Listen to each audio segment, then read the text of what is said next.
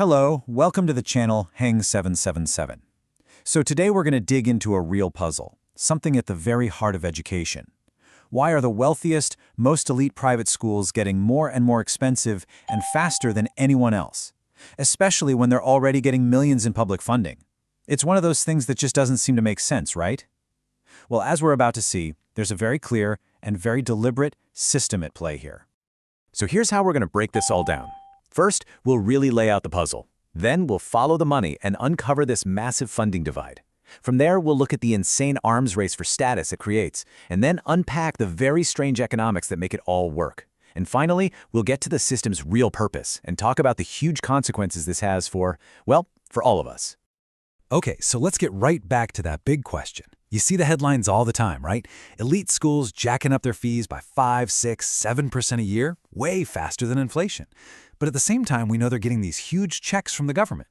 I mean, on the surface, the math just doesn't math, you know? So what is really going on? And here we get our first big clue from education economist Adam Rorris. And what he's saying is, look, this has nothing to do with necessity. It's not that these schools need more money to operate. He says the main reason is to actually manufacture prestige. The insane price tag, that is the product. It's all about creating a status symbol by being exclusive. Okay, so to really get how this whole prestige machine is even possible, we got to do one thing: follow the money. And when you do that, you find out we don't really have one education system, we have two, and they are running on completely different financial planets. All right, first up, let's look at the public system. And get ready for this number, because it is just staggering. According to analysis by Rorris, by 2028, Australia's public schools are on track to be underfunded by $390 billion. Let that sink in. This isn't a rounding error. It's a colossal gap in what they need just to meet the minimum standards. But now, flip the coin. Over that exact same period, the private school sector is projected to be overfunded by the government by $30 billion. That's taxpayer money creating a giant surplus for schools that are, by and large, already the richest in the nation. And if you break that down to what it means for a single kid, the picture gets even clearer. So there's this thing called the Schooling Resource Standard, the SRS. It's basically the minimum amount of money a school is meant to have to educate a child properly. As you can see, the average public school kid is short about $2.5 grand, while the average private school kid is getting almost $500 more than that minimum standard. So, you've got billions in extra government cash, plus fees that are skyrocketing. Where in the world is all that money going? Well, it's fueling what experts call a capital arms race. It's this massive spending spree, not just on core education, but on what are basically vanity projects designed for one thing: to show off. And some of the examples are honestly just wild. We're talking about libraries designed to look like a Scottish baronial castle. We're talking about hypoxic training chambers for athletes, an adjustable orchestra pit, an in-house barista, on-site physiotherapy, private rifle ranges. Look, we're way past just building a new classroom here. They're monuments to wealth.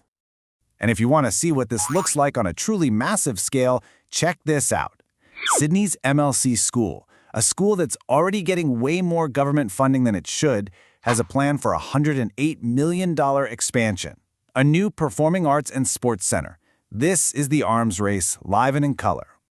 This is where things get really interesting, because the economics behind all this feel completely backwards.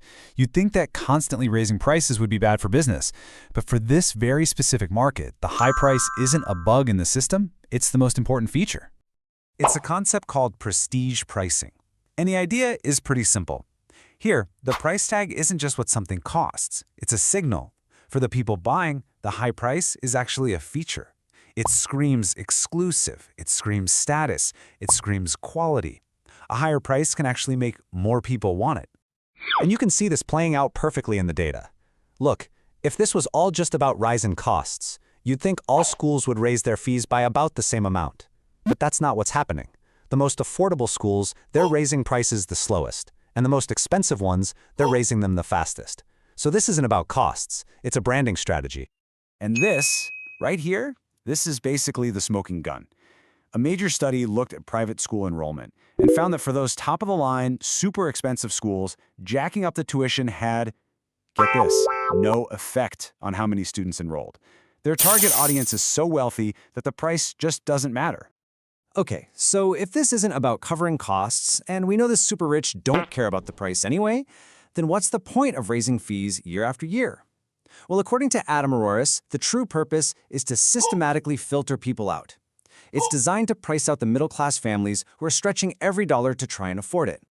And get this data is absolutely mind-blowing. Less than half of all private school fees are paid for with a family's regular income. The majority, 51%, is paid for by going into debt, cashing out savings and investments, or getting money from grandparents. This is what's known as education financialization. Schooling becomes something you finance, like a car or a house. And this lays out the really grim playbook for how it all works. First, the fee hikes keep coming, faster than wages can grow. Families fall into debt traps trying to keep up. When they can't pay, the schools bring in the debt collectors.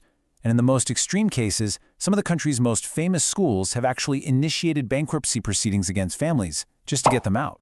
You know, this whole prestige machine, it's not just about what happens to individual families trying to pay the bills. It has these massive, society-wide consequences. It is actively creating two separate and deeply unequal education systems, which in turn helps create a more divided society. There's actually an academic term for what happens next. It's called residualization. The idea is that as government policies push wealthier families out of the public system, that system becomes a kind of residual or leftover option. It's left to serve a more and more concentrated group of students with the highest needs, but with the fewest resources. And this chart just paints the picture so clearly. In Australia's private schools, more than half the students come from high-income families. And in the public schools, it's the complete opposite. Almost half the students come from low-income families. The social sorting is right there in black and white. Okay, so let's tie this all together. Let's walk through the prestige machine step by step. It starts with billions in government overfunding, which creates the financial base. That money then fuels the arms race for fancy facilities to build prestige. Then comes prestige pricing. Hike the fees to signal exclusivity and push out anyone who can't easily afford it. And the result? Deeper social segregation, a weaker public system, and a more divided society. And here is the absolute bottom line. This machine doesn't just run on its own. It's not some random quirk of the market. The analysis is clear. This system works because government policy actively fuels it, with direct overfunding and with tax breaks that help them build those multi-million-dollar facilities. Which leaves us with one final, and I think really powerful question to think about. We're taught that the purpose of a school is education. It's about opportunity. So what does it mean when a school's business model isn't built on inclusion, but is fundamentally designed for exclusion? What does that say about its real purpose? And what does it mean for all of us?